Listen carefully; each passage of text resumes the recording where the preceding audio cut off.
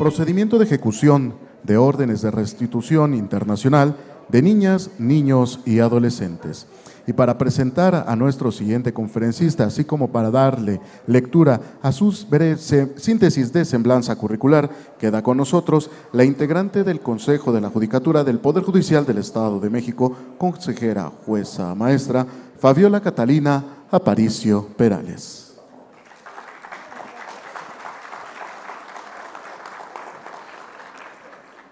Bien, buen día a todas y todos. Es un gusto verlos, tenerlos aquí de manera presencial, de manera virtual. Sin mayor preámbulo, voy a dar lectura a una breve semblanza de nuestro conferencista. Él es el doctor Óscar Gregorio Cervera Rivero. Fue abogado postulante durante 22 años. Es magistrado de la Segunda Sala Familiar del Tribunal Superior de Justicia de la Ciudad de México. Juez de enlace mexicano en materia de restitución internacional ante la Conferencia de La Haya en Derecho Internacional Privado. Es miembro de la Asociación Internacional de Jueces en Materia de Familia, coordinador nacional e impulsor de la Red Mexicana de Cooperación Judicial para la Protección de la Niñez, fundada en el año 2010. Ha sido participante en diversas comisiones y delegaciones especializadas en asuntos de familia alrededor del mundo. Integrante del grupo de trabajo para la elaboración de una guía de buenas prácticas del artículo 13, primer párrafo, inciso B, de la Convención sobre Aspectos Civiles de la Sustracción Internacional de Menores. Además, es presidente de la Comisión Familiar del Tribunal Superior de Justicia en la Ciudad de México. Ha realizado diferentes conferencias a nivel nacional e internacional. Es integrante de la Comisión de Ética del Poder Judicial de la Ciudad de México, capacitador en el Consejo de la Judicatura Federal en temas de la Convención de La Haya de 1980 sobre aspectos civiles de la sustracción internacional de menores, dirigido a magistrados de circuito y jueces de distrito por el periodo del 2017 al 2018. Es doctor en Derecho y candidato a doctor en Administración y Gobierno del Poder Judicial por el Instituto de Investigaciones Jurídicas de la UNAM e Instituto de Estudios Judiciales del Poder Judicial de la Ciudad de México. Posee diversas obras en coautoría denominados Práctica Forense en Derecho Familiar y Procesos Orales en Materia Familiar, así como Los menores titulares de la acción, La restitución internacional de la niñez, enfoque iberoamericano, doctrinario jurisprudencial, de la obra colectiva. Démosle la más cordial bienvenida a nuestro conferencista. Les pido que le demos un fuerte aplauso. Muchas gracias, muy amables. Muy bien, doctor. Adelante, por favor, con su ponencia. Pues muchísimas gracias por la generosa presentación. Realmente, cuando uno lo escucha, hasta cree que sabe. Entonces, voy a tratar de hacerle los comentarios cuando dejaron un auditorio muy interesado en temas judiciales, porque el tema anterior fue verdaderamente importante y va a ser trascendente para la vida de la República en los próximos 4 años, cuando ya entre en vigor en toda la República. Creo que obviamente el Estado de México va a tener una participación de gran importancia. Yo quisiera puntualizar 2 temas que lo puedo sintetizar en uno muy brevemente, en no más de 7 u 8 minutos. El primer punto es que no olvidemos que México forma parte de una comunidad internacional y en esa comunidad internacional existe un orden público y ese orden público demanda respeto a las instituciones, respeto a las convenciones internacionales, receptación de las mismas en el derecho interno y, lo más importante, cumplirlas. ¿Por qué? Porque si bien es cierto que nuestro país ha suscrito numerosos convenios internacionales, también es cierto que cuando tomamos una ley, una norma, y vamos revisando lo que dice esa norma, y puedo poner como ejemplo el nuevo Código de Procedimientos Civiles y Familiares, nos damos cuenta de que hay ocasiones en las que no estamos muy conscientes del efecto de las obligaciones internacionales asumidas por nuestro país. Me voy a referir a la Convención de Viena como el generador de las obligaciones contractuales derivadas de estos pactos internacionales. La Convención de Viena nos establece ciertas cuestiones. Una, el pacta sunt servanda, que todos ustedes conocen. Los contratos obligan a lo pactado y a sus consecuencias de derecho. O sea, y a sus consecuencias de derecho a veces nos perdemos. Pero bueno, todos sabemos que cada quien se obliga conforme a lo pactado. Y hay otro artículo de esa convención que nos dice que no puedes aducir tu derecho interno para incumplir el derecho internacional. Es decir, cuando yo firmo como país la Convención de Viena, que es algo así como el código adjetivo del derecho de los tratados, que no es un código adjetivo, por supuesto, es un simple símil para efectos académicos. Si existiera un código adjetivo en esa lógica, sería precisamente esa convención, que además nos regala dos artículos más adelante, si mal no recuerdo, uno es el 53 y otro el 64. El 53 nos dice, todos hemos oído hablar del jus cogens, ahí viene definido en ese artículo y nos habla de la obligatoriedad de la norma internacional contenida en un tratado internacional. Esa norma involucra derechos que antes conocíamos como derechos fundamentales y ahora conocemos como derechos humanos. Y el artículo 64 o 63 de la Convención dice que no se puede modificar esa norma más que con la aprobación mayoritaria de acuerdo con la normatividad interna establecida por la Convención. Es decir, que ese mandato es un mandato permanente, es un mandato obligatorio, no puede ser eludido su cumplimiento y no puedo aducir el derecho interno para no cumplirlo. Esta es la parte que a mí me invita a la reflexión cuando estamos hablando de la sustracción internacional de menores y cuando estamos hablando precisamente de procedimientos rápidos, procedimientos ágiles.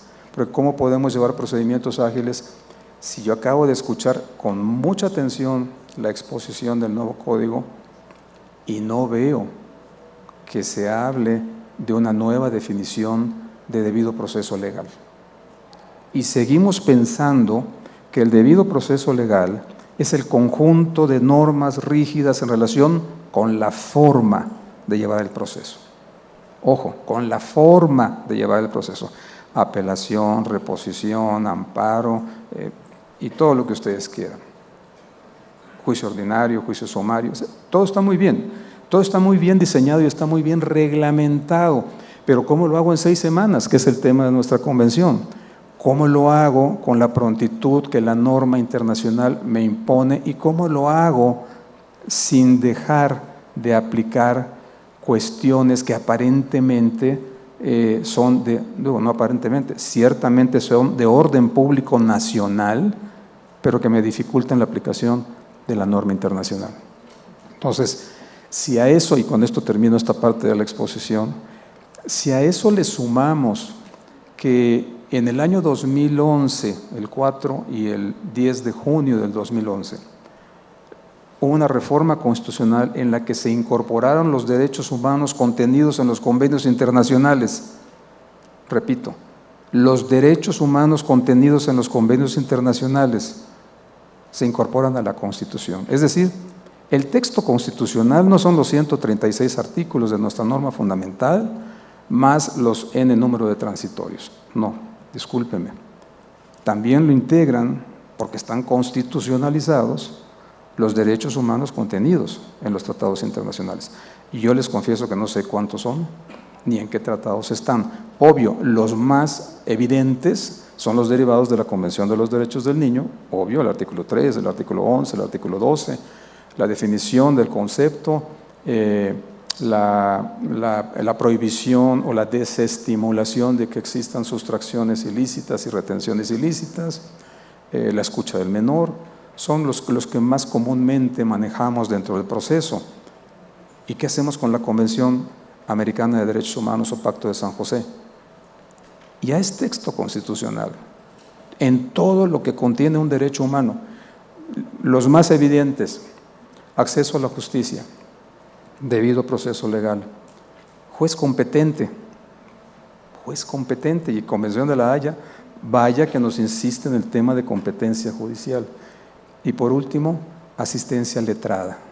Digo, por último, para los efectos de esta exposición, hay muchísimos otros derechos que están contenidos y que tienen el carácter de derechos humanos.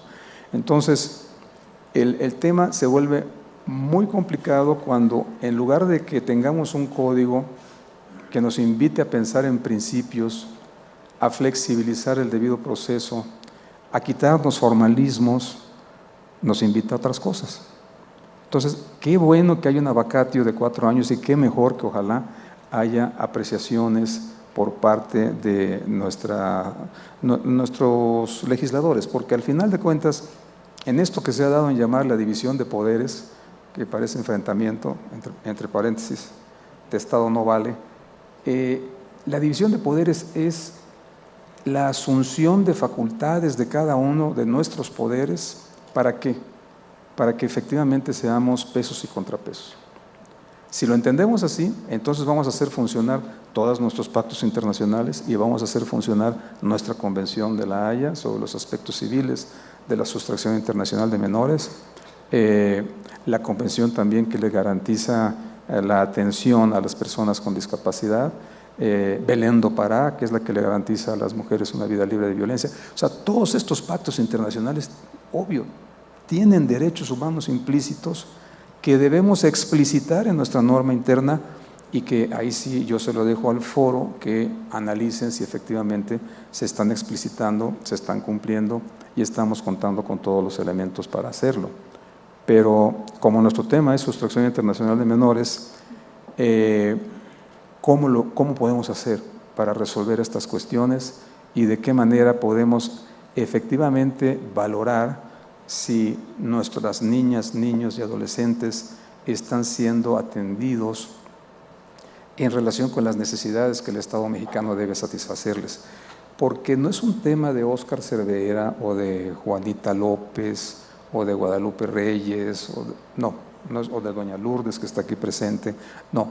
En el momento que su señoría resuelve un tema de lo que ustedes quieran, es el Estado mexicano, o sea, no es Óscar, es el Estado mexicano.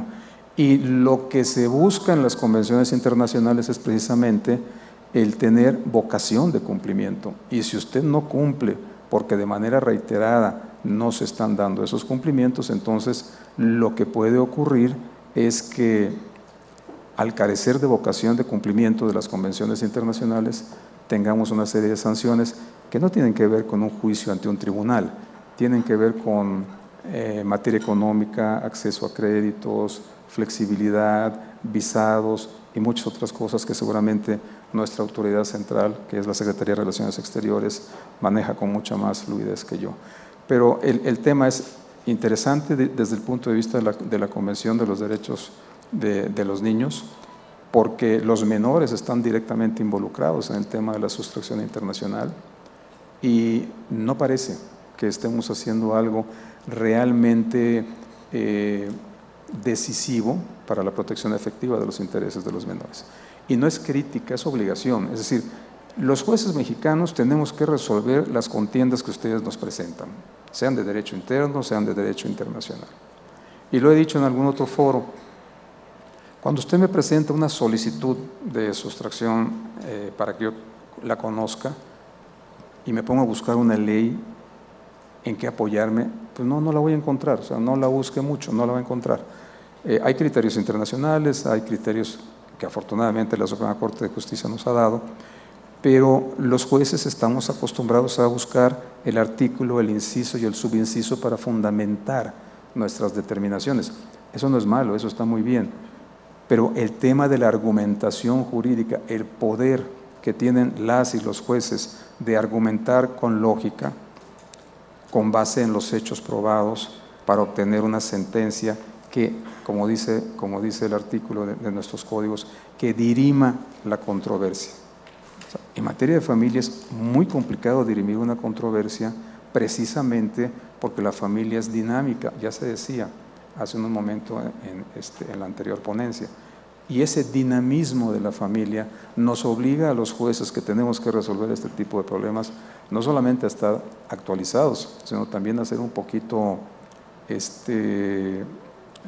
imaginativos para resolver los casos sin violar la ley, porque además tenemos la ley, tenemos la Constitución, las leyes generales, las leyes federales, las leyes locales, los principios de derecho, la jurisprudencia de nuestra Suprema Corte de Justicia de la Nación y obviamente la Corte Interamericana de Derechos Humanos con sus juicios de ponderación en relación con el cumplimiento o incumplimiento de las normas convencionales que ha asumido nuestro país, las opiniones consultivas, las sentencias vinculantes cuando somos parte y vinculantes cuando están definidos ya los temas que efectivamente deben de ser tratados y cómo deben ser tratados. Entonces, yo me acuerdo que en alguna ocasión, cuando estudiaba yo una de las maestrías, nos hablaban del juez Hércules de Dworkin. No, pues ahorita no sé cómo se pueda llamar a las jueces, ya los jueces, porque de verdad necesitan una capacitación extraordinaria. Y el complemento de la capacitación judicial es la asesoría que dan los jueces, los abogados postulantes, conforme a ese mandato de la Convención Americana de Derechos Humanos, donde debemos de tener a la persona adecuada asesorándonos. Digo, no a los jueces, que a veces nos hace falta asesoría, sino las partes en litigio. Entonces, ¿tenemos esa calidad o no tenemos esa calidad? Es algo que probablemente en este tipo de foros deberíamos de poner a debate. Pero sigo a sus órdenes.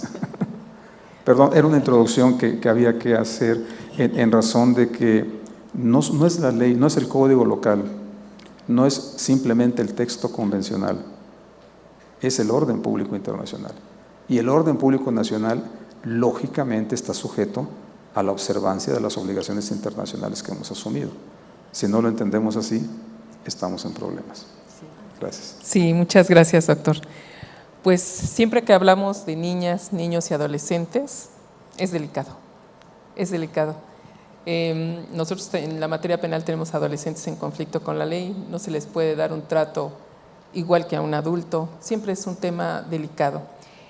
Pero qué difícil garantizar el retorno de una niña, un niño, adolescente pues al lugar donde debe de estar, ¿no? Ya sea porque lo están reteniendo de manera ilícita o porque lo trasladaron. Nosotros tenemos aquí en el Código Penal un delito que se llama sustracción de hijo. Entonces, no, bueno, es todo un tema donde, como usted bien lo apunta, sí debe haber una capacitación especial en los jueces. Los jueces en materia familiar deben tener un perfil diferente a un juez mercantil, a un juez civil. En alguna ocasión nos hablaban de que debían resolver con perspectiva de infancia. Entonces, pues es realmente muy delicado, ¿no? Poder decidir, porque siempre en un asunto los más lastimados son los niños, las niñas, los adolescentes, y es de veras lamentable y triste no solamente para las partes involucradas, sino también para nosotros como sociedad. Pues bien, pues le voy a hacer unas preguntas, doctor. A sus órdenes. ¿Qué puede esperar el justiciable cuando obtiene una sentencia favorable? Bien, yo aquí establecería 3 etapas. En primer lugar, ¿qué puede esperar el justiciable de un procedimiento de sustracción de menores cuando es persona abandonada y cuando es persona sustractora? Porque hay 2 características aquí: el que realiza el acto ilícito y el que padece las consecuencias del acto ilícito, aparentemente desde la violación de su esfera de derechos, y un menor, que usted lo acaba de mencionar muy bien. Debemos de proteger al menor. ¿Cómo protegemos a un menor que le es leal a sus padres? Imagínense el conflicto de lealtad de ese menor cuando quien haya sido, papá o mamá, toma la decisión de irse a otro país. Entonces, antes de tomar la decisión, mi consejo sería asesórese. O sea, México tiene consulados y embajadas prácticamente en todo el mundo. Acérquese usted a nuestras autoridades centrales, que son la Secretaría de Relaciones Exteriores, sus embajadas y sus consulados, y pregunte: ¿qué pasa si me llevo a mi hijo?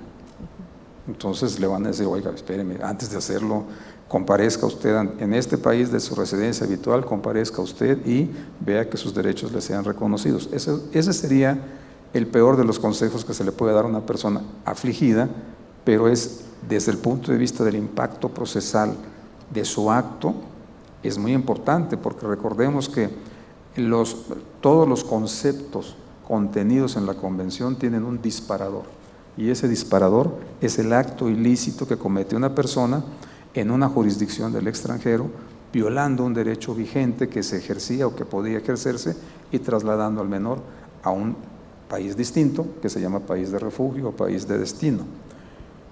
Y ahí se establecen dos competencias. Y esas competencias tienen mucho que ver con las consecuencias de tu acto ilícito, porque a mí me gusta mucho hablar de los principios generales de derecho, y hay uno que dice, no puedes alegar en tu beneficio tu propia torpeza. O sea, si yo cometí el error, mi error trae consecuencias, entonces ¿por qué mi error es el fundamento del beneficio que pido a través de un procedimiento cuando me estoy defendiendo de una imputación que se me está formulando de usted violó los derechos de custodia de visita en tal lugar? Entonces, ese es un primer tema que hay que tener claro para saber qué espero de la sentencia, porque de repente la sentencia no le va a salir a favor. Igual hay casos en los que sí sale a favor también. Un segundo escenario es, ¿qué puedo esperar del juicio en sí? O sea, ¿cómo me debo de conducir ante su señoría? ¿Qué le debo de allegar a su señoría? ¿Me debo de presentar a la audiencia? ¿No me debo de presentar? ¿Debo de llevar a mi hijo? ¿No lo debo de llevar?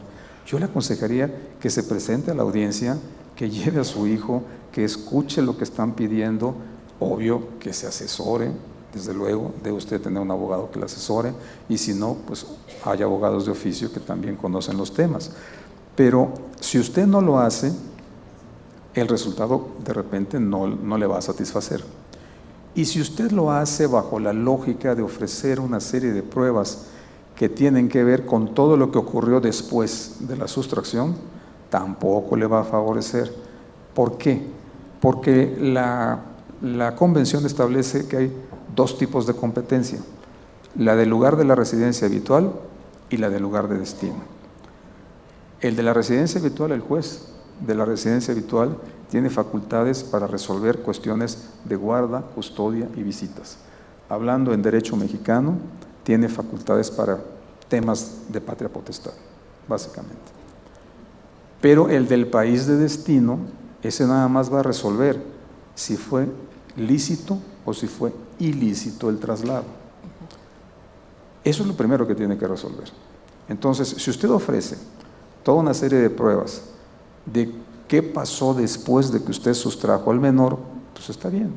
Se las van a admitir, se las van a tramitar y se las van a valorar como no aptas para acreditar los extremos de su pretensión.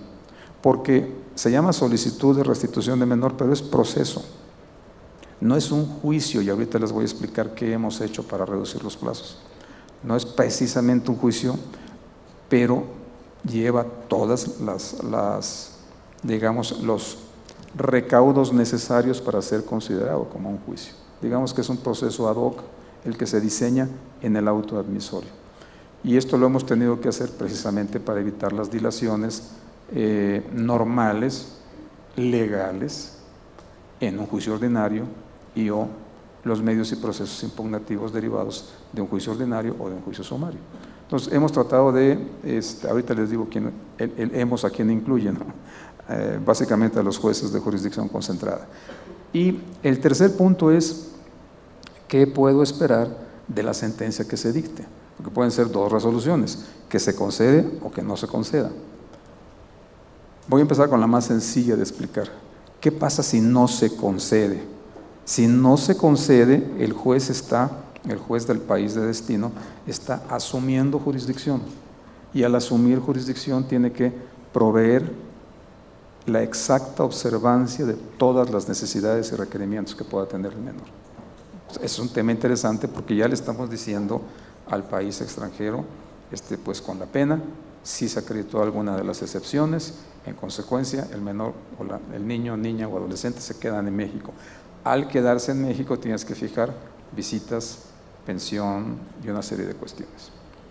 Ahora viene la complicada. ¿Qué pasa cuando obtienes? Uno pensaría, pues es lo más sencillo, ¿no? Pues ya obtuviste.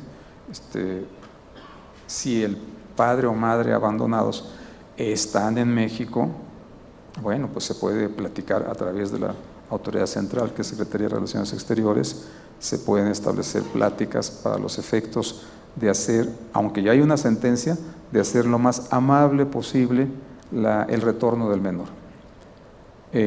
Obviamente el diálogo con ambos padres, sea sustractor o sea persona abandonada, es esencial para ese cumplimiento. Ustedes me dicen, bueno, pues ya es una sentencia, su señoría, pues ejecútenla. Sí, sin embargo, privilegiamos, aún en etapas de ejecución, privilegiamos el diálogo entre las partes para poder llegar a la solución. ¿Qué es lo que más te llama la atención cuando dictas una sentencia que ordena la restitución del menor? Todos los recaudos que tienes que tomar para que ese menor, 1, sea localizable, 2, se le pueda llevar al aeropuerto, 3, pueda abordar el avión, y para eso se requiere que tenga un pasaporte, obviamente se va a ir a un país extranjero. ¿Quién cubre los gastos del avión? Es otro tema. Y si la persona sustractora interpone o no un juicio de amparo o algún proceso o medio impugnativo. Entonces, ante estas condiciones, ¿qué es lo que tiene que hacer el juez?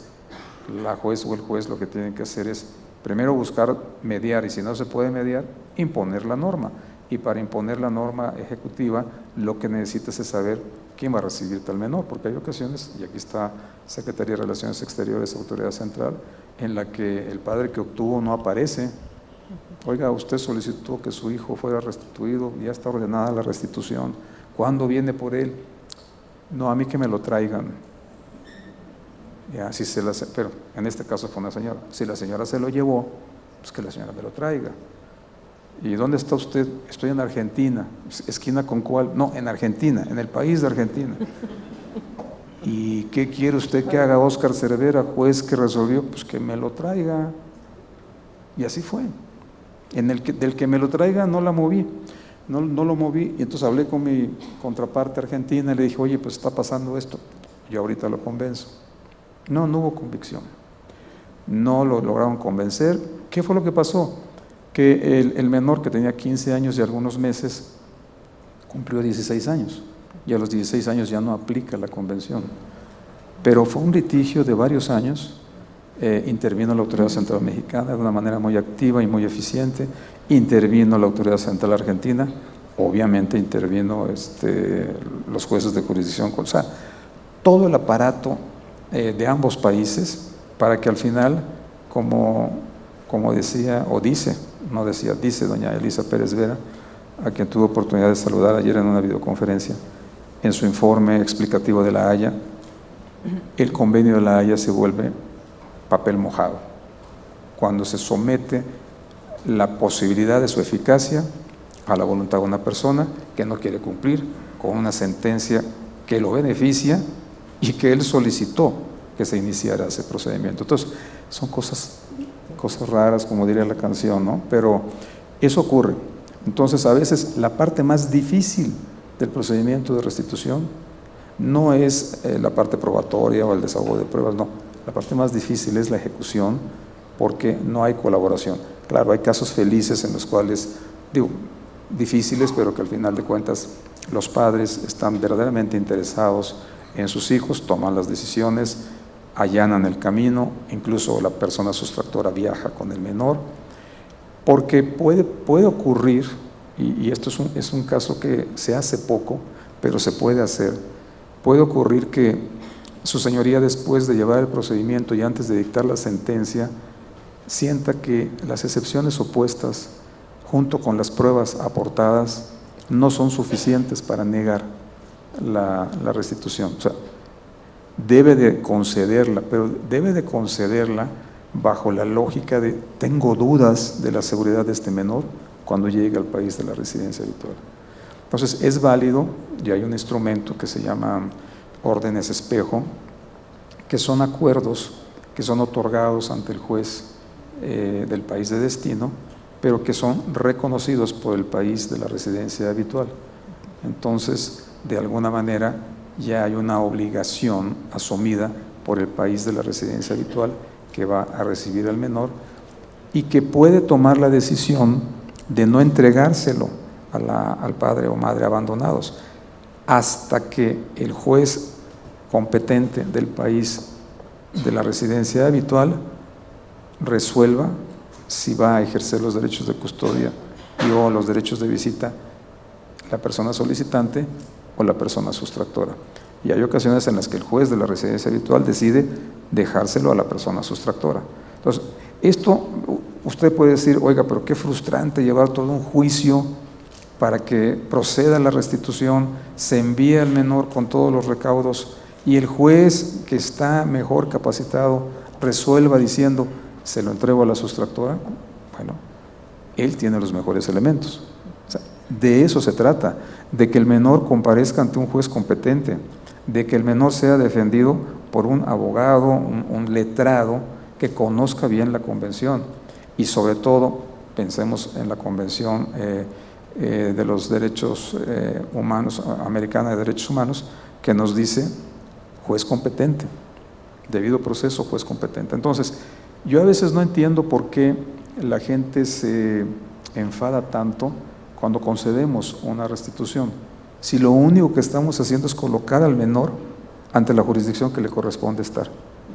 Y me gustaría más adelante, porque creo que ya me extendí en esta respuesta, me gustaría más adelante que habláramos de lo que se ha dado en conocer como el test de constitucionalidad en relación a la igualdad ante la ley.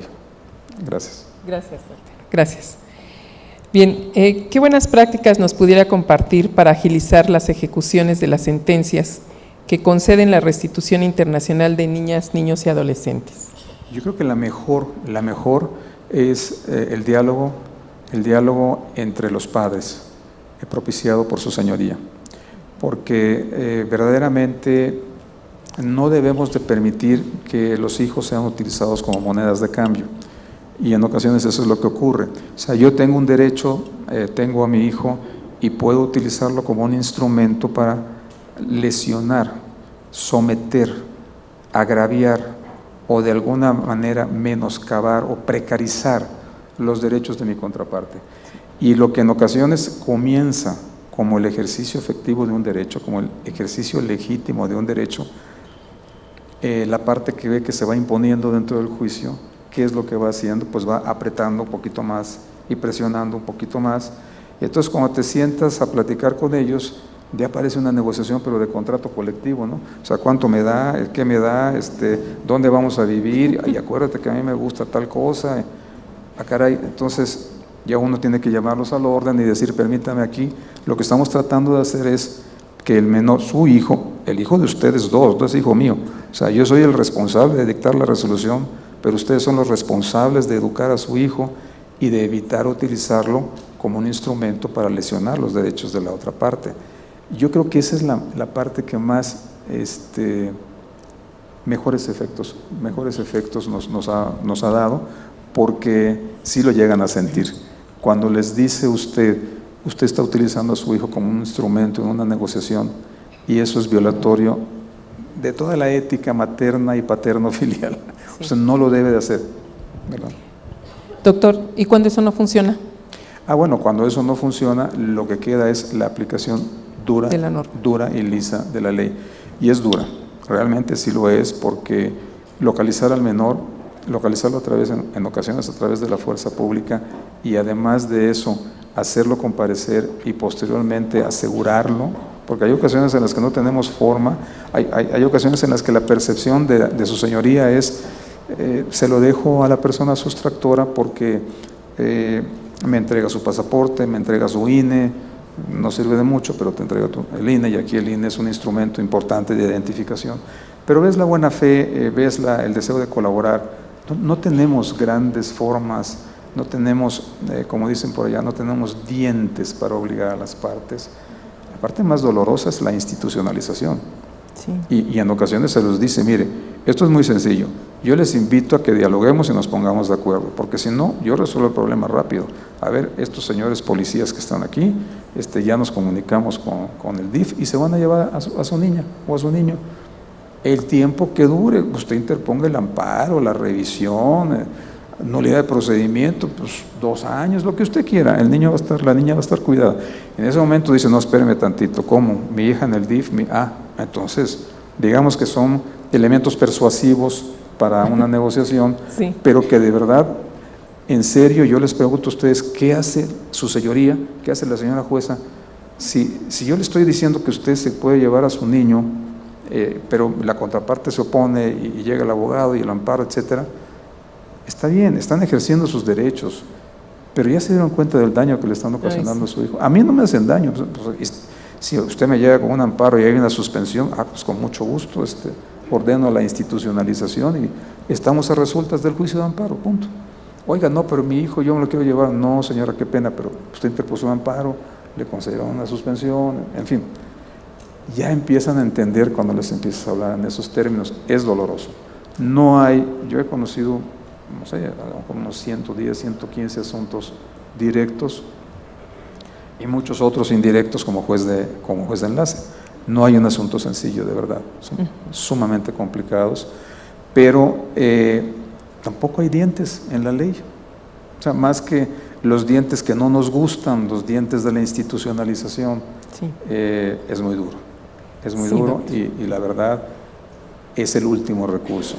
Y a veces hemos tenido que llegar a él. Se ha tenido que llegar. No lo recomendamos, pero cuando hay que hacerlo, lo hacemos. Pues sí, así ocurre. Ay, a veces muy recurrentemente, doctor. Bien, ¿ha advertido que alguna de las legislaciones estatales sea parte del parámetro de regularidad constitucional? Fíjese que ese es un tema interesantísimo, porque tenemos un código que todavía está vigente, que es el Código Federal de Procedimientos Civiles, o a lo mejor es el Código Civil Federal, que dice en uno de sus artículos que los jueces mexicanos podemos aplicar la legislación extranjera como si fuéramos jueces extranjeros operando en su propia jurisdicción. O sea, eso literalmente a los señores jueces y magistrados del Foro Común y del Foro Federal los hace jueces internacionales. Y tenemos convencionalidad y constitucionalidad como principios, como tests para poder verificar si nuestra normativa local es más benéfica o no que la federal, o que la general, o que la contenida en nuestra Constitución a través del pro homine o pro persona. El punto entonces está en qué principio vamos nosotros a utilizar para poder determinar si debemos o no debemos permitir que se interpongan todos los juicios y medios impugnativos que dilatan el procedimiento. Entonces, hay jurisdicciones, y bueno, acabamos de escuchar la presentación del código, que establece la apelación. Entonces, yo dicto una resolución en un juicio de sustracción internacional dentro de 4 años, como ya esté vigente, es apelable. Y nos aclararon, en ambos sentidos, ojo, o sea, va a suspender. Si usted ordenó que se retorne, se queda el chamaco hasta que termine. Oiga, pero terminó y se fue al amparo. Es un medio de defensa. Es un medio de defensa contenido en la Constitución. Entonces tiene que esperar a que se resuelva el amparo. Y ustedes saben, que queda nada más entre nosotros, que el Poder Judicial Federal se toma sus tiempos. Ay, sí. A ellos no los corretee, por favor. Qué barbaridad, Cervera, no entiende usted. Soy el Poder Judicial Federal, soy el intérprete de la Constitución. ¿Ok? ¿Está bien?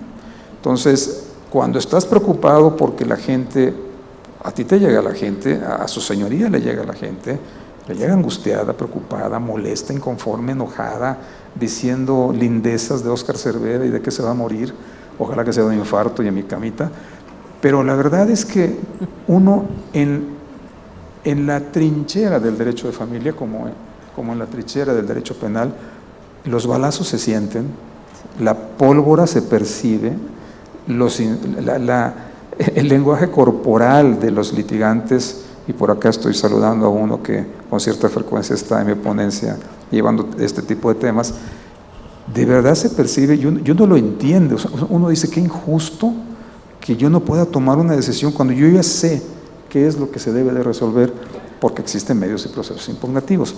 Hay algo que nos beneficia mucho, que fue una sentencia dictada en el 2019 por la Suprema Corte de Justicia de la Nación. Aquí la traigo, se la voy a dejar. Gracias. Porque hace un análisis muy interesante y resuelve que, tratándose de restitución internacional de menores, la sentencia que se dicta en primera instancia es susceptible de ser impugnada a través del amparo directo.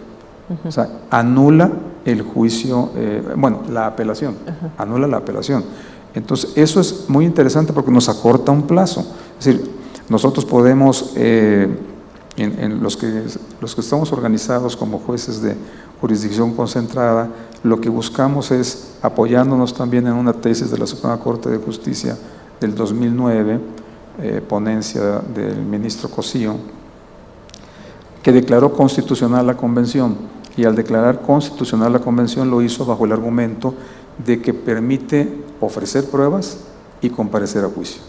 Entonces, no lo dice así el ministro Cosío, ni lo dice así la sala, pero ustedes organícense, jueces, como lo estimen pertinente, pero tienen que cubrir estos dos aspectos que son vitales para que exista un debido proceso legal. Entonces, ¿qué es lo que hemos hecho? La verdad es que hemos diseñado un autito en donde cubrimos esos dos aspectos con base en esa tesis. Y ahora, con base en la jurisprudencia, entonces cuando interponen, ya se dicta la sentencia, se ordena la restitución, interponen la apelación, se inadmite, se van a enquejar a la sala, se confirma, porque la Suprema Corte de Justicia ya dijo, y eso es muy importante para nosotros, porque nos quita todo el tema de la apelación. ¿Sí? Yo creo que sí, probablemente en lo que se ha dado a llamar la estrategia jurídica novedosa de hacer que los juicios duren eternidades, que no es muy novedoso, pero sí es estrategia jurídica en algunos casos en temas de sustracción de menores, ya está cediendo con estas resoluciones de la Suprema Corte de Justicia.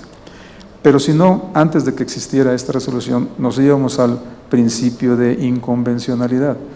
Es decir, si la Corte Interamericana de Derechos Humanos ha establecido que el juicio de amparo es un juicio eficaz para vigilar el cumplimiento de la Constitución, entonces es eficaz también para vigilar que se haya llevado de manera efectiva el juicio en primera instancia, y es considerado entonces como el recurso eficaz al que se refiere la Convención Americana de Derechos Humanos, y que ha sido reiterado por la Corte Interamericana en diversas determinaciones. Entonces, un poquito en esa lógica hemos acortado el plazo, no a las 6 semanas, obviamente, porque pues estamos sujetos a la interposición del amparo. Y probablemente el tema retador que yo le pondría al foro, para que lo reflexionen y lo propongan en el evento de que lo estimen pertinente, es, si yo ya llevé un juicio y dicté una sentencia, y cualquiera de las partes puede impugnarla a través del juicio de amparo, el juez está obligado a esperar hasta el último día del juicio de amparo para ver si se interpuso o no, o el juez puede ejecutar de inmediato. O sea, yo ya ordené la restitución, chao pescado, el niño se va, ya tengo el boleto, tengo a la persona que me dice sí, ok, pues yo lo llevo, ¿no? Yo soy el papá, se lo entrego al papá, porque hay casos patéticos donde ve usted que el abogado llega corriendo con la corbata floja, ya tengo la suspensión. O sea, ok, está bien, nos vamos al juicio, está bien, o sea, está usted en su derecho, pero la pregunta es, el niño, el menor, debe ser sometido a ese estrés porque alguno de sus padres puede interponer este recurso. Pues ahí se las dejo. Lo que está sujeto a estrés, lo que está sujeto a lesión, son los derechos de esos niños, niñas y adolescentes. Entonces, como sociedad, ¿cómo vamos a responder ese tema? Porque además, ok, ¿a dónde lo van a mandar? Pues al lugar donde vivía. Ojo, no lo van a mandar a la circunstancia de vida que tenía, eso no es cierto, porque mamá y papá ya fracasaron en su proyecto de vida. Digo, hay casos en los cuales hay segundas oportunidades, pero lo normal, en el más alto porcentaje, la circunstancia de vida que se tenía ya no existe. O sea, existe un hogar roto, existe una pareja separada, eso es lo que existe. Bajo esas condiciones y en esas circunstancias, ¿qué es lo que procede? Pues que el juez que tiene el mejor conocimiento resuelva lo que tenga que resolver. Entonces, regresar cuanto antes al menor, ese sentido de urgencia de la convención, ¿es bueno o no es bueno? Valórenlo ustedes. ¿Es obligación de los jueces? Es obligación de los jueces. Y la segunda pregunta sería, ¿permitir que se interpongan los amparos para que se resuelvan dentro de un año es correcto? Bueno, no sé, habrá quien diga, no, claro que sí es correcto porque la Constitución me da ese derecho. Sí, pero le da la obligación de proveer a su hijo en todas sus necesidades, de cuidar a su hijo en todas sus necesidades. Leamos el artículo 4 constitucional, veamos de quién es responsabilidad del cuidado de los niños, en primera instancia de los padres, en segunda instancia de la sociedad y en tercera instancia del Estado. Y esto no fue idea del constituyente mexicano, esto se toma precisamente de un artículo expreso de la Convención Americana de Derechos Humanos. Y a fuerza de sentencias hemos ido cambiando nuestro derecho. O sea, el nuevo sistema penal acusatorio surgió de una sentencia de la Corte. Los cambios que estamos viendo ahorita en materia de convencionalidad y de constitucionalidad surgieron de sentencias de la Corte. Claro que nos curamos en salud y antes de que llegue la sentencia ya estamos haciendo las reformas, pero sabemos de dónde vienen. Entonces, lo interesante aquí es que pensemos en la infancia, pensemos en qué daño le estamos haciendo a una persona si lo único que estamos haciendo como jueces de sustracción de menores es regresarlo a su país. Nada más, claro. Si eventualmente hay alguna excepción, la de grave riesgo, por ejemplo, que es la que más invoca, bueno, sí, obvio, sería una irresponsabilidad de un juez regresar a un menor a circunstancias que atentan en contra del libre desarrollo de su personalidad o pedirle que soporte cuestiones que sabemos que no debe de soportar un menor. Eso sería una gravísima irresponsabilidad judicial. Pero tenemos jueces especializados. Aquí en el Estado de México, su señoría conoce exclusivamente de esos casos de sustracción de menores, está capacitada. Tengan la plena confianza de que tienen aquí en el Estado de México a una señora jueza capaz, competente, preocupada, sensible y dedicada. ¿Por qué? Porque el Tribunal Superior de Justicia se ha ocupado de eso. En la Ciudad de México tenemos 10 jueces de jurisdicción concentrada y hemos capacitado a cerca de 815, 820 gentes en sustracción internacional, jueces en sustracción internacional de menores en toda la República. Es decir, o sea, talleres, o sea, no una plática de media hora, o sea, talleres, casos prácticos, autoridad central debatiendo con nosotros si es parte o no es parte y por qué. Muy respetables sus razones, muy respetables los argumentos, pero los que somos responsables de implementar la convención estamos en contacto y en ocasiones de acuerdo, en ocasiones en desacuerdo, pero construyendo escenarios que permitan a los justiciables entender y saber que si van a plantear su caso ante un juzgado en México, en toda la República hay gente capaz, competente, preparada para dirimir este tipo de controversias. Bien, doctor, pues ha sido un verdadero placer escucharlo. Gracias por compartir sus vastos conocimientos con todas, con todos. Lamentablemente, por cuestiones de tiempo, ya no va a ser posible que el público pudiera hacerle algunas preguntas, pero vamos a implementar algo para que, si usted no lo permite, las preguntas puedan llegar a algún correo electrónico y nos haga favor de responderlas. Por supuesto, les dejo mi correo electrónico con muchísimo gusto. Muchas gracias, doctor. Gracias. A usted. Muchas gracias, doctor. Muchas gracias, consejera,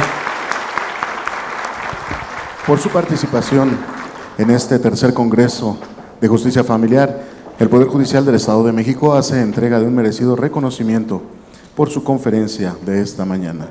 Recibe el magistrado del Poder Judicial de la Ciudad de México, magistrado Óscar Gregorio Cervera Rivero. De igual manera se hace entrega de un juego de mancuernillas conmemorativas de este tercer Congreso de Justicia Familiar. Enhorabuena, muchas felicidades. Invitamos a la maestra Yesenia Elizabeth Villafaña Díaz, jueza familiar en línea del Poder Judicial del Estado de México, para que se sirva a hacer entrega del reconocimiento por participación como moderadora y presentadora de nuestro conferencista de esta mañana. Recibe la consejera de la Judicatura del Estado de México, consejera jueza maestra, Fabiola Catalina Aparicio Perales. Así es como concluye esta segunda conferencia de esta tercera jornada de trabajo de nuestro tercer Congreso de Justicia Familiar. En breve daremos inicio, los invitamos a permanecer en sus lugares. A continuación se llevará a cabo una mesa de trabajo.